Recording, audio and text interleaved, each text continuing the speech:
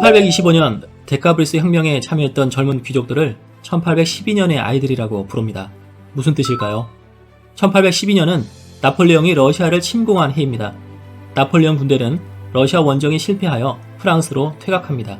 나폴레옹 전쟁에 참전한 젊은 러시아 귀족들은 의기양양하게 파리에 입성합니다. 하지만 거기서 많은 유럽의 군인 귀족들을 만나며 오히려 러시아의 현실에 눈을 뜨게 되죠. 요즘 말로 현타가 온 겁니다.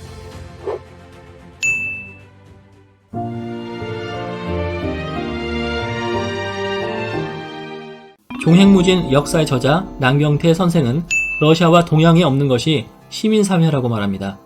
서양사는 시민사회 등장으로 말미암아 발전을 이룩하게 된 반면 서양보다 더 강력한 중앙집권 체제를 이루었던 동양이 망한 것은 바로 그 시민사회가 없었기 때문이라고 하였습니다. 영국 청교도 혁명을 승리로 이끈 의회파는 1649년 국왕 찰스 1세를 참수합니다. 이후 영국은 왕정 복고 등 우여곡절을 겪은 끝에 1688년 명예혁명을 통해 영국 의회 민주주의를 확립하죠. 이후 왕은 상징적인 존재로 남고 정치는 의원들이 하는 입헌군주제로 전환됩니다. 영국은 시민의 정치 참여가 보장된 가운데 정치적인 안정을 이루어 이후 해가 지지 않는 나라로서 번영을 구가하게 됩니다. 영국 혁명이 있은 지 100년 만에 드디어 대륙에서도 혁명이 일어났습니다. 영국 혁명보다 프랑스 혁명이 더 중요한 이유는 당시 최강국이었던 프랑스에서 혁명이 발생함으로써 유럽 대륙에 미친 영향력이 훨씬 컸기 때문입니다. 프랑스 루이 16세가 소집한 3부회가 결렬되면서 시민혁명이 촉발되었습니다. 물론 프랑스 혁명은 1789년 단 한 번으로 끝나지 않고 1830년 7월 혁명, 1848년 2월 혁명, 그리고 1871년 파리 꼬민까지 이어지죠. 이러한 일련의 혁명을 거치면서 프랑스를 비롯한 서유럽은 시민의 권리를 확대, 보장하는 방향으로 일관되게 발전해 나갔습니다. 유럽의 심장부에서 러시아 젊은 귀족들은 현실을 직시하게 되고 러시아도 시민이 중심이 되는 사회로 나아가야 한다는 공감대가 형성됩니다. 그리고 1825년 12월 14일 드디어 상트페테르부르크에서 역사적 사건이 발생합니다. 타간로그로 휴양을 떠난 알렉산드르 1세가 1825년 11월 19일 급사합니다. 황제는 후사가 없었기 때문에 왕위 계승에 심각한 문제가 발생하죠. 러시아군과 국민들은 당연히 알렉산드르의 바로 아랫동생인 콘스탄틴 대공이 왕위를 이어야 한다고 생각했죠.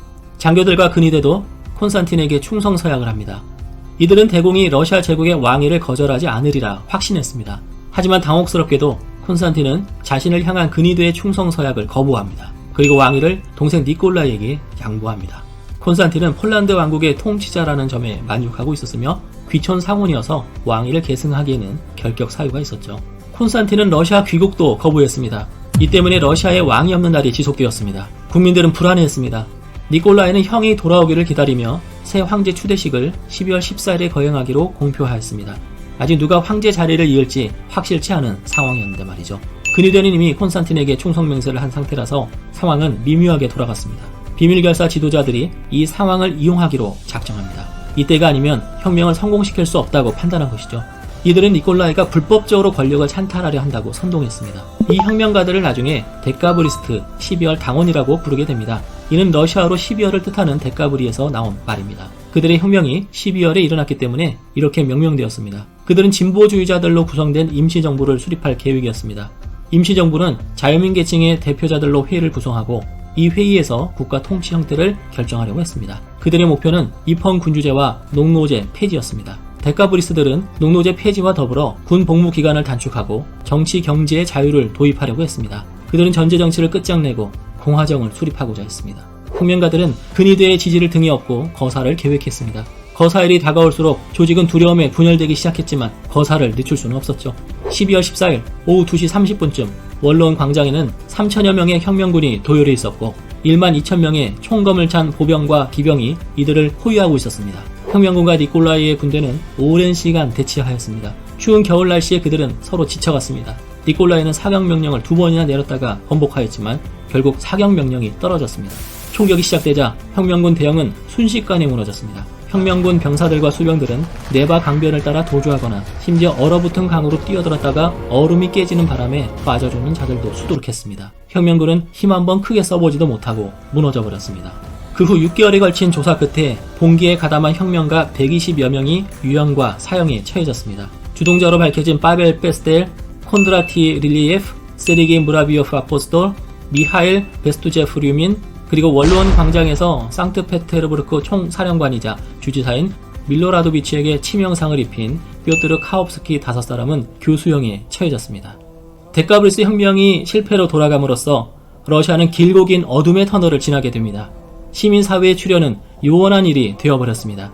이후 알렉산드르 2세가 등장하여 황제 스스로 농노제를 폐지하는 등 획기적인 개혁 조치를 단행하였지만 1881년 황제가 인민의 의지 당원들에 의해 암살됨으로써 개혁은 좌초하게 되죠. 시민사회가 등장하기도 전인 1917년 레닌 등 마르크스 주의자들의 볼셰비키 혁명으로 러시아는 불완전한 사회주의 체제로 전환됩니다. 그리고 잠시 빛났던 소련 시대는 1991년 연방 해체와 함께 실패로 막을 내리게 됩니다. 1825년 데카브리스 혁명은 러시아가 유럽과 같은 시민사회로 나아갈 수 있는 절호의 찬스였습니다.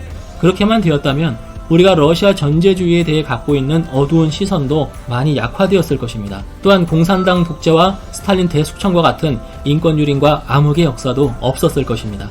그리고 러시아는 지금보다 훨씬 더 활기차고 번영된 민주국가를 이루고 있을지 모르죠. 1812년 아이들의 꿈은 처참히 깨어져 버렸지만 그들의 개혁 사상까지 러시아에서 없애버릴 수는 없었습니다. 데카브리스트들이 남긴 씨앗은 이후 러시아의 사상가, 문학가, 화가들의 가슴 속에서 꽃을 피우게 됩니다. 영상 재밌게 보셨다면 구독과 좋아요 부탁드립니다.